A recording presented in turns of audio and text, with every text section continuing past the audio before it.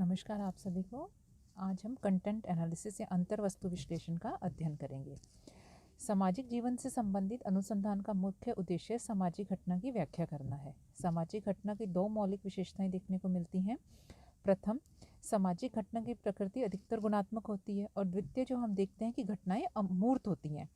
सामाजिक घटना के उपयुक्त दो विशेषताएं इसे अस्पष्ट और जटिल बना देती हैं। तो ऐसी स्थिति में सामाजिक घटना की व्याख्या करना काफ़ी जटिल कार्य होता है। यह समस्या यह उत्पन्न होती है कि सामाजिक घटना की प्रकृति का हमेशा विश्लेषण कैसे किया जाए। सामाजिक शोध की किस विधि का प्रयोग किया जाए ताकि सामाजिक घटना की प्रकृति की जटिलता को समाप्त कर हम अध्ययन को सरल और साथ ही वैज्ञानिक बना सकें। इसलिए विद्वानों ने विषय सामग्री को विभिन्न विभागों में बांटकर उसका अध्ययन करने की बात की है। जब विषय सामग्री को विभिन्न श्रेणियों में विभाजित करके उनका पृथक पृथक विश्लेषण किया जाता है तो इस पद्धति को हम अंतर्वस्तु या विषय विश्लेषण की पद्धति कहते हैं। इस विधि का प्रारंभ सन 1926 में सर्वप्रथम मेलकॉप-विल्ली ने समाचार पत्रों के अध्ययन के माध्यम से प्रारंभ किया। 1930 में वुडलैंड ने एक अध्ययन foreign news in American morning newspaper शीर्षक के अंतर्गत किया था। इस अध्ययन में समाचार पत्रों की भाषा का विश्लेषण करके महत्वपूर्ण निष्कर्ष निकाले गए। इन अध्ययनों में अंतर्वस्तु विश्लेषण प्रविधि का ही उपयोग किया गया था। 1930 से 40 की अवधि में हैरोल्ड रॉसपेल तथा कुछ अन्य विद्वानों ने प्रचार एवं जनमत से संबंधित अपने अध्ययनों में अंतर्वस्तु विश्लेषण पद्धति का प्रयोग किया। धीरे धीरे इस प्रविधि का प्रयोग न केवल राजनीति शास्त्र बल्कि समाजशास्त्र में भी होने लगा। द्वितीय विश्व युद्ध के पश्चात इस विधि का प्रयोग कुछ घटने लगा, लेकिन वर्तमान में शिक्षा, साहित्य, संगीत, पत्र पत्रिकाओं आदि में हमें यह प्रविधि काम में देखने को मिलती है। अब इसका हम अर्थ और परिभाषा देखेंगे। तो इसकी परिभाषा विभिन्न विद्वानों ने दी है। बर्नार्ड बेरलसन के अनुसार अंतर्वस्तु विश्लेषण विषय वस्तु के वस्तुनिष्ठ क्रमबद्ध तथा परिमाणात्मक वर्णन के लिए अपनाई जाने वाली एक अनुसंधान प्रविधि है। कैप्लॉन के अनुसार अंतर्वस्तु विश्लेषण पद्धति दी गई वार्ता के अर्थों की एक व्यवस्थित या गणनात्मक रूप से व्याख्या करती है। पीवी यंग के अनुसार अंतर्वस्तु विश्लेषण साक्षात्कारों, प्रश्नावलियों, अनुसूचियों तथा अन्य भाषा संबंधी अभिव्यक्तियों, लिखित तथा मौखिक द्वारा प्राप्त तथ्यों की अंतर्वस्तु में व्यवस्थित वैश्विक तथा मात्रात्मक वर्णन हेतु अनुसंधान की एक प्रविधि है। अंतर्वस्तु विश्लेषण की विशेषताएं। अंतर्वस्तु विश्लेषण की उपयुक्त परिभाषाओं के आधार पर निम्नलिखित विशेषताएं हैं। इस प्रविधि का संबंध संचार के अथवा भाषागत अभिव्यक्तियों द्वारा प्राप्त तथ्यों की अंतर्वस्तु से है। अंतर्वस्तु विश्लेषण के अंतर्गत अनुसंधान की गुणात्मक सामग्री को विभिन्न उचित श्रेणियों में वर्गीकृत किया जाता है। इसके आधार पर गुणात्मक सामग्री का वस्तुनिष्ठ अध्ययन संभव होता है। इस प्रविधि के द्वारा गुणात्मक सामग्री को परिमाणात्मक सामग्री में बदलकर परिमापन योग्य बनाया जाता है। अंतर्वस्तु विश्लेषण के अंतर्गत गुणात्मक सामग्री का वैज्ञानिक ढंग से विश्लेषण तथा निर्वचन किया जाता है। इस विधि का प्रयोग सामाजिक निष्कर्षों या सामान्यीकरणों को प्राप्त करने के लिए किया जाता है। अंतर्वस्तु विश्लेषण प्रविधि के द्वारा अध्ययन सामाजिक जीवन तथा घटनाओं के संबंध में वैज्ञानिक दृष्टि से प्रामाणिक जानकारी प्राप्त करने हेतु किया जाता है। अंतर्वस्तु विश्लेषण का मुख्य उद्देश्य गुणात्मक सामग्री को वैज्ञानिक रूप में प्रस्तुत करना है। डॉर्विन बी कार्टराइट के अनुसार अंतर्वस्तु विश्लेषण का उद्देश्य अपरिष्कृत घटनाओं को ऐसे तथ्यों में बदलना है जो वैज्ञानिक तरीके से अनिवार्यतः प्रस्तुत की जा सके ताकि विज्ञान के पुंज की रचना की जा सके।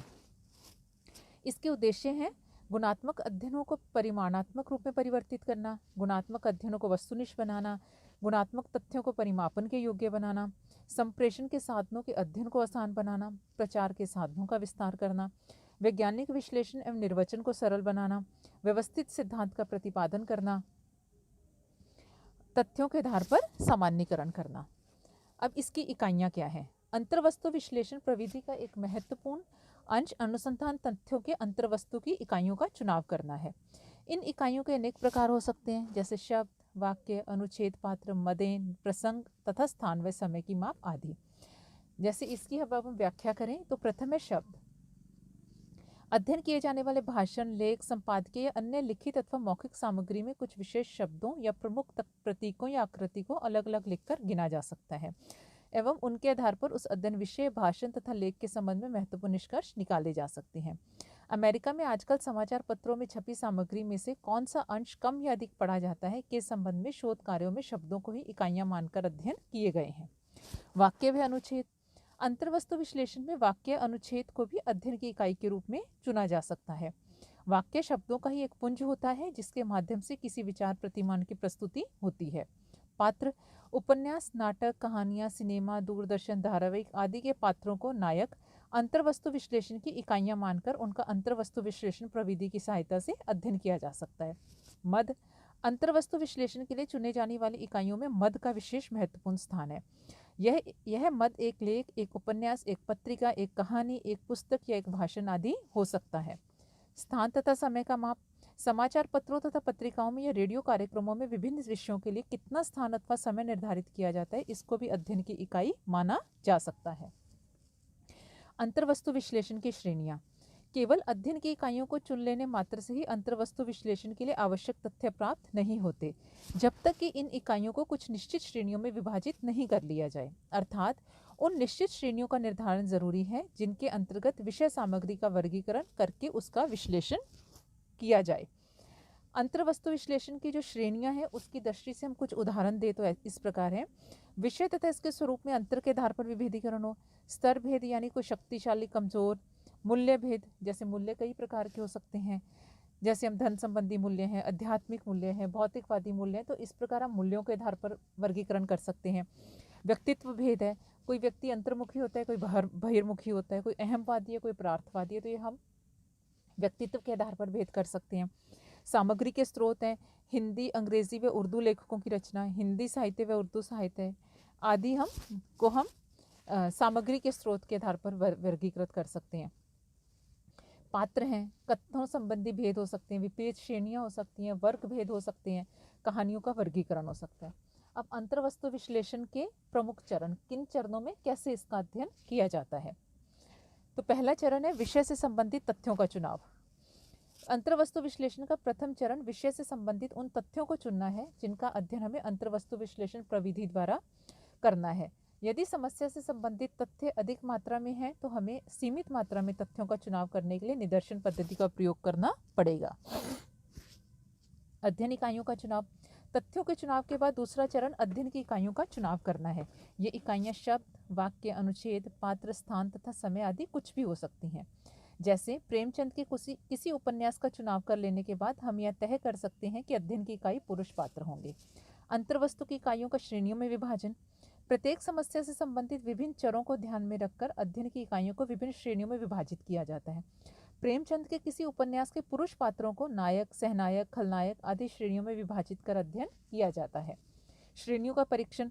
अंतर्वस्तु विश्लेषण की प्रविधि द्वारा किए जाने वाला अध्ययन पूर्णतः वस्तुनिष्ठ हो सके, इसके लिए आवश्यक है कि अध्ययन के लिए चुनी गई श्रेणियों की जांच कर ली जाए कि वे विश्वसनीय हैं अथवा नहीं। पद्धतियों का सही उपयोग हो। यह भी ध्यान रखना चाहिए कि अध्ययन की रूपरेखा अनुसार जिस पद्धति का उपयोग किया जाना है उसका उपयोग सही हो। अध्ययन की रूपरेखा तैयार होनी चाहिए। उपयुक्त चरणों से गुजरने के बाद अध्ययन की रूपरेखा तैयार की जाती है ताकि यह निश्चित किया जा सके कि अध्ययन में प्रमुखतः किन विषयों पर ध्यान केंद्रित करना है। अंतर्वस्तु की इकाइयों को मापना। अंतर्वस्तु की प्रत्येक श्रेणी में जो सामग्री डाली जाती है उसे सांख्यिकी प्रणाली द्वारा मापने या गिनने का कार्य किया जाता है। इस परिमाणात्मक माप के माध्यम से अंतर्वस्तु का सही विश्लेषण और मूल्यांकन हो पाता है। विश्लेषणात्मक व्याख्या। प्राप्त तथ्यों का परिमाणात्मक माप कर लेने के बाद उनका वर्गीकरण एवं सारणीयन किया जाता है। इससे तथ्यों की समानता एवं भिन्नताओं का पता चलता है। इसके आधार पर ही तथ्यों की विश्लेषणात्मक व्याख्या की जाती है। रिपोर्ट तैयार करना। विश्लेषणात्मक व्याख्या के पश्चात पूरे अध्ययन के संबंध में विस्तृत रिपोर्ट तैयार की जाती है। इससे विश्लेषणों तथा निष्कर्षों की व्याख्या सहित सारणियों, चित्रों, ग्राफ आदि के माध्यम से व्यक्त किया जाता है। अंतर्वस्तु विश्लेषण से संबंधित हम कुछ उदाहरण दें तो इस प्रकार है। अंतर्वस्तु विश्लेषण संबंधी अनुसंधान का एक उदाहरण दूरदर्शन पर प्रसारित होने वाले Z चैनल पर रात्रि 9 बजे अस्तित्व एक प्रेम कहानी धारावाहिक से हम कर सकते हैं। अलग अलग आयु समूह की स्त्रियों पर पड़ने वाले इस धारावाहिक के प्रभाव का अंतर्वस्तु विश्लेषण की सहायता से अध्ययन किया जा सकता है। इसमें यह अध्ययन किया जा सकता है कि धारावाहिक में नायिका को किस रूप में प्रस्तुत किया गया है, किस प्रकार का सामाजिक जीवन दिखाया गया है और यह धारावाहिक किस प्रकार की अभिवृत्तियों, मूल्यों को प्रसारित कर रहा है। क्या वह धारावाहिक देखने वालों पर स्वस्थ प्रभाव डाल रहा है अथवा इसका नकारात्मक प्रभाव पड़ रहा है। इस विश्लेषण के परिणामों को गुणात्मक और परिमाणात्मक दोनों ही रूप में प्रस्तुत किया जा सकता है। समाचार पत्र में छपे सन 1999 से 2000 में बिहार में जातीय आधार पर होने वाले खून खराबे, कत्लेआम का अध्ययन अंतर्वस्तु विश्लेषण के द्वारा किया गया। इस प्रकार का एक अध्ययन दो अनुसंधानकर्ताओं के द्वारा दूरदर्शन धारावाहिक कौन बनेगा करोड़पति का भी किया गया है। तो इस प्रकार से हमने अंतर्वस्तु विश्लेषण का आज अध्ययन किया, उसकी अर्थ, परिभाषा, उद्देश्य, चरणों के बारे में बात की। तो अब हम आगे नेक्स्ट टॉपिक का अध्ययन करेंगे। धन्यवाद।